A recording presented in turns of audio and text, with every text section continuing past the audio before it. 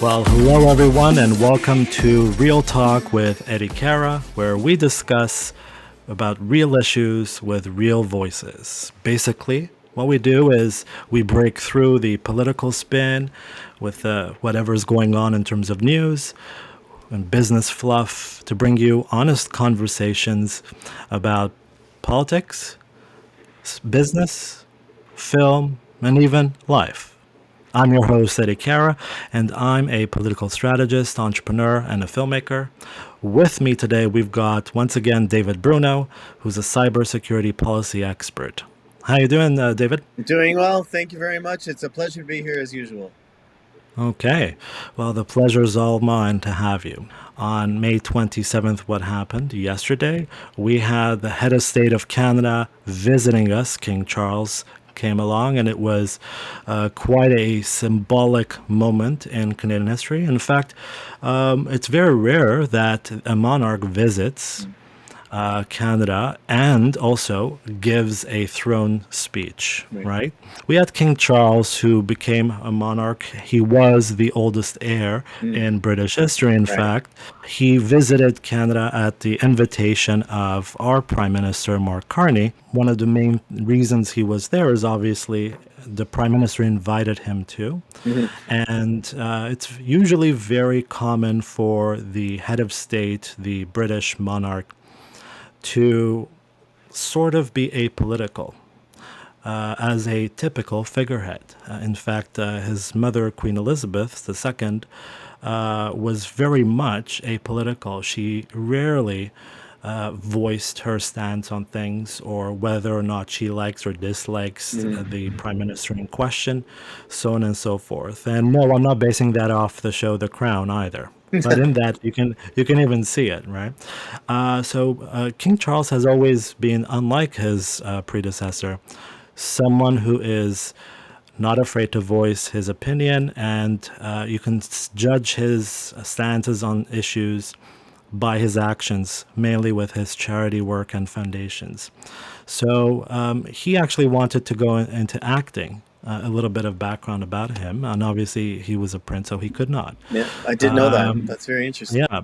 So no, that part about the crown is true, and he did pursue theater a lot in university. Right. But enough about acting. Let's talk about this throne speech, which was about 30 minutes long.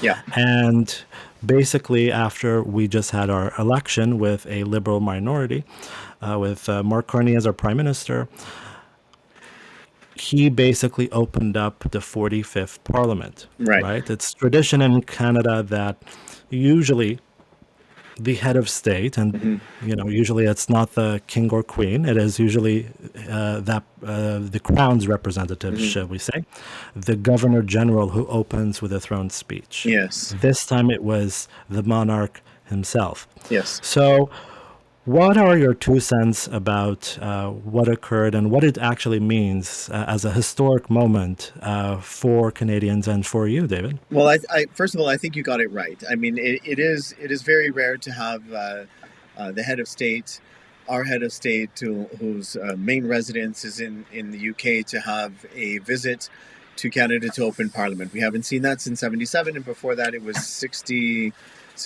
I believe it was. 1977, actually. 1977 was the last time. one. That's correct. Yeah. And then from there, for me, it is quite a no-brainer. And I've often asked the question why the Prime Minister hasn't done this previously. And in fact, throughout our history, we've had princes that were governor generals up until Madame Sauvé, I think it was. And after that, we never had anybody from the royal family. So, it's been a long time coming, and it's rather something that was a bit of a treat, actually, if you want to look at it from another point of view, as he is not only the head of state, but he's also commander-in-chief of the armed forces. So that, from time to time, these are the things that these cohesive things are very important to stand out. Now, I know that in the last several years, going back, I would say I've given a good 50 years, we've put a lot of emphasis on our natural-born governor generals. I understand that entirely, and they are the representative of the monarch. But in these unprecedented time, as you know from I mean, from what's going on. I'm thrilled. I'm absolutely thrilled that Carney had this connection with the household himself. His brother working in Kensington Palace, and he thought this is the best time ever to get the king to come over. And I hope we get more of these instances. The speech from the throne for me represents everything that makes us different in North America. And there's no denying it. I mean, that's part of our history, and a lot of people don't really understand that. And unless it's put into your face, no one's going to care.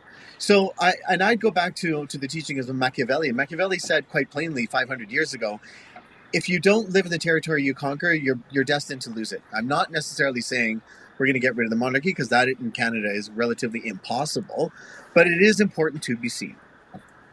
So yeah, this was incredibly important.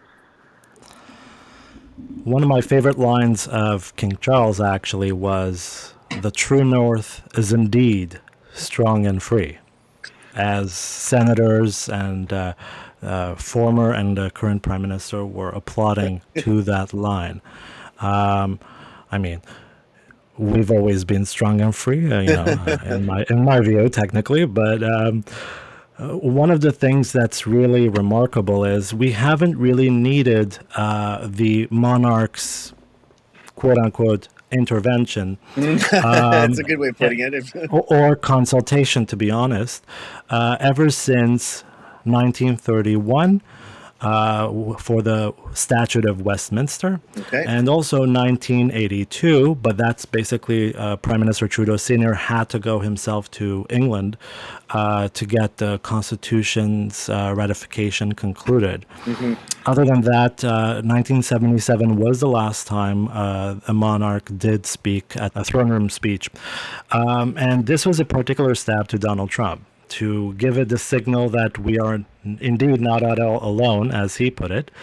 And you notice that King Charles, almost every single sentence was carefully crafted so that it's a direct or indirect stab at Donald Trump. And I'm wondering if it was a good move, or if it Wow. was too much rattling the cage, so to speak, in Absolutely terms not. of Donald Trump's tariffs attempts and also 51st state attempts Well, to purchase Canada or whatnot. it goes even beyond that. I mean, I would say that there's a threefold to this one. An unprecedented attack on sovereignty. Even if it's a joke, it's not a joke. Secondly, I think this was also a jab at the Prime Minister of the UK, at Stammer. I mean, what do you think you're doing? You're opening. I mean, he's our this, in light of how it went down, was actually an assertion of sovereignty, not just for the United States, but also to the UK. He's not the emperor of the empire any longer. He is now King of Canada, separate to that of the UK. Deal with it. And the second one is, or the third one, I should say, is a presentation to Canadians who don't actually think this is important, to open their eyes to how the system works. Now, you may or may not have an opinion on the monarchy, or sorry, of the royal family. I don't care. But if you look at it from an institutional point of view, the crown is the cork in our bottle. It's the top of the institution. When you look at how you look at the American government, you will find that as they're divvied up into the three branches that have checks and balances, what they try to do on paper, which doesn't actually work. In Canada, if you look at the Westminster system, you'll find very clearly every level of government has a boss, every one of them. So the prime minister has a boss, the governor general. The governor general's got a boss, it's the king. And without the king's signature, nothing's going to get passed. So uh, there is mechanisms in Canada that people should be aware of that are completely separate from the United States. And if it wasn't for the king's visit, we wouldn't be talking about it. So again, I think there was more than just one aspect to it. There was a threefold. And I was very appreciative of it. Now, in terms of sovereignty, since that's also something that the king referred to, strong and free, um, look, I mean, we've always had sovereignty. We've always had our True. territories, like ever since the creation of the Confederation, so to speak. So, 1931, the Statute of Westminster gave Canada the opportunity Yeah. to independently not just engage in peace talks, Yeah. so on and so forth. Because keep in mind, the monarch still has, well, still is the commander in chief of our military, right? Right. But Absolutely. also, the Statute of Westminster gave us the opportunity historically to Hmm. engage in trade agreements. And speaking of trade, that's another thing that Trump has rattled with the tariffs, the total global economic scene, Hmm. rather. Yeah. So, what's very interesting is while we had a visit from our head of state Hmm. in the United States, President Donald Trump, it was Memorial Day for Americans. On Monday. That's correct. Yeah. Hmm. Yeah, so he took the opportunity instead of honoring the fallen to actually take a jab at his opponents. Even Pete And when Buttigieg, you're referring to he the speech seems to at be West obsessed Point. by Pete Buttigieg suddenly because he's afraid he's going to run for president. I still think Secretary Buttigieg is going to run. He's in Iowa for a few days, Hmm. but we're not going to talk about the American election at the moment because we're talking about our current situation at home. So there was polling done during the 2021 election, which asked Canadians, "Are you for abolishing the monarchy?" And only 40% were for it.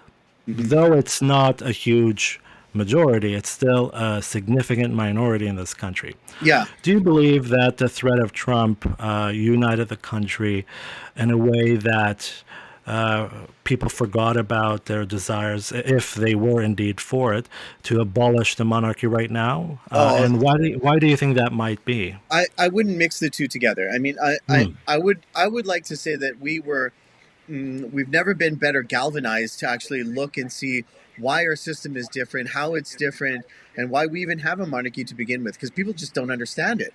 So, if it wasn't for Trump, I don't think we would have been in this situation where Canadians have, for the first time in my lifetime, looked inward so much, and with that expression comes, why are we a constitutional monarchy? Who is the monarch to us? And it opened up a new conversation that I haven't seen even when I was studying in political science at Lakehead University so many years ago. But it's wonderful. I mean, I'm I'm sorry to see that it took an existential threat like the president of the United States to bring Whoever us thought, eh? together and ask these fundamental questions.